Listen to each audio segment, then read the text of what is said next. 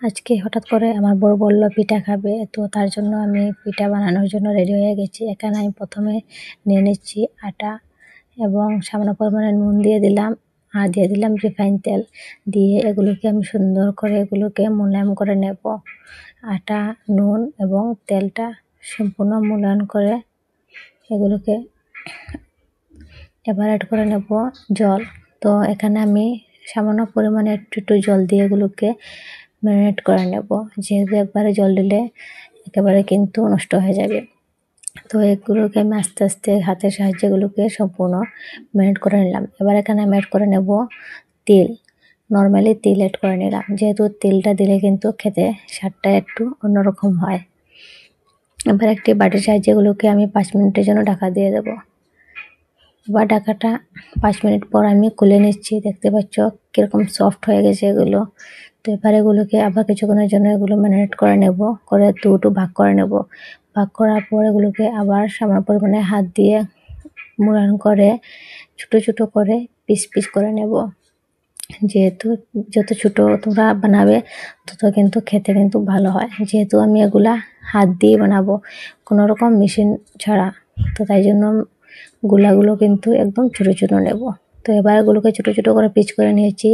এখানে আমি সামান্য পরিমাণে আটা অ্যাড করে নেব, যেহেতু আটাটা না দিলে কিন্তু নিচে লেগে যাবে, তাই আমি আটা অ্যাড করলাম। এবার এগুলোকে আস্তে আস্তে রুটিটাকে বেশি বড় করব না এবং বেশি ছোটো রাখবো না, মাঝারি সাইজে রাখবো। রেখে এগুলোকে সুন্দর করে হাতের সাহায্যে আমি বানিয়ে নেব। যেহেতু রুটিটা কিন্তু বেশি তোমরা পাতলা করবে না, মিডিয়ামে রাখবে। তো দেখতে পাচ্ছ রুটিটা কিন্তু খুবই সুন্দরভাবে আমি বানিয়ে নিয়েছি। এবার এখানে আমি আগে থেকেই নারকেলগুলোকে কুড়িয়ে গুড় দিয়ে এগুলোকে ফ্রাই করে নিয়েছি। এবার এখানে আমি অ্যাড করে নেব এগুলো নারকেলগুলো। অ্যাড করে নেওয়ার পর আমি এগুলোকে সুন্দর করে নর্মালি হাতের সাহায্যে এগুলোকে ডিজাইন তুলে নেব। তোমরা আমার ডিজাইনটা দেখতে অবশ্যই কিন্তু শিখতে পারো, তোমাদের অনেক কাজে লাগবে। এগুলো হাতের যদি সময় কম থাকে তবে কিন্তু এভাবে হাতের সাহায্যে তোমরা বক পিঠা বানিয়ে নিতে পারো। তো দেখতে পাচ্ছ খুবই সুন্দরভাবে আমি হাত দিয়ে ডিজাইনটা করে নিলাম। তো কেমন লাগছে তোমরা অবশ্যই কিন্তু আমাকে কমেন্ট করে জানিও। তো এগুলোকে আস্তে আস্তে করে আমি সম্পূর্ণ যতগুলো আছে আমি আস্তে আস্তে এগুলো সম্পূর্ণ বানিয়ে নেব এবং তোমাদের যাতে সাহায্য হয়, তাই আমি ডিজাইনগুলো কিন্তু তোমাদের সামনে আমি অ্যাড করলাম। দেখতে পাচ্ছ খুবই সুন্দরভাবে আমি এগুলোকে বানিয়ে নিচ্ছি। সেম আগেরটার মতোই এবার নারকেলটা দিয়ে আমি আবার নর্মালি হাতের সাহায্যে এগুলোকে ডিজাইনটা তুলে নেব। তো এভাবে আমি আস্তে আস্তে করে তোমাদের দেখানোর জন্য আমি কিন্তু ডিজাইনটা খুবই স্লোভাবে তোমাদের শিখিয়ে দিচ্ছি। খুবই ইজি, তোমরা যে কেউ শিখতে পারবে।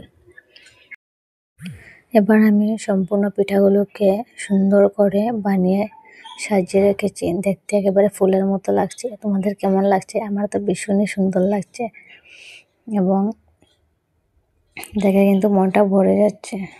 এবার আমি একটা কড়াই বসিয়ে নেব। কড়াইটা গরম হয়ে গেছে। এবার কড়াইতে আমি দিয়ে দেব রিফাইন তেল, যেহেতু পিঠাগুলো আমি রিফাইন তেল দিয়েই ফ্রাই করব। তো তেলটা কিন্তু গরম হয়ে গেছে। এবার পিঠাগুলো রাখার জন্য একটা পাত্র আমি সুন্দর করে রেডি করে নিয়েছি। একটা বাটির মধ্যে কাগজ একটা দিয়ে সুন্দর করে রেখেছি, যাতে তেলগুলো কাগজের মধ্যে উঠে যায়।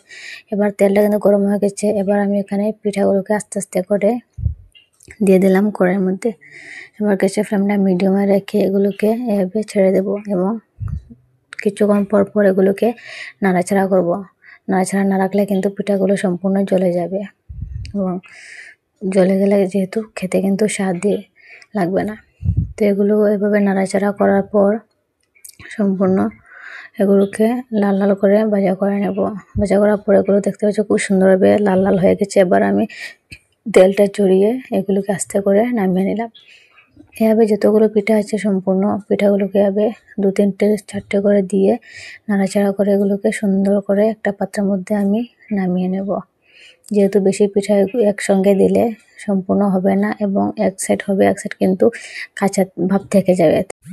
এবার কিন্তু পিঠাগুলো সম্পূর্ণভাবে হয়ে যাবে, আর সামান্য কিছু পরিমাণ রয়েছে। তো আমার ভিডিওটা কেমন লাগলো অবশ্যই কিন্তু তোমরা কমেন্ট করে জানাবে, এবং আমার চ্যানেল যদি আজকে কেউ নতুন বন্ধু হয়ে থাকো অবশ্যই কিন্তু চ্যানেলটা সাবস্ক্রাইব করে রাখবে এবং বেল আইকনে ক্লিক করে রাখবে, যাতে এরকম আরও নতুন নতুন ভিডিও তোমরা পেতে পারো।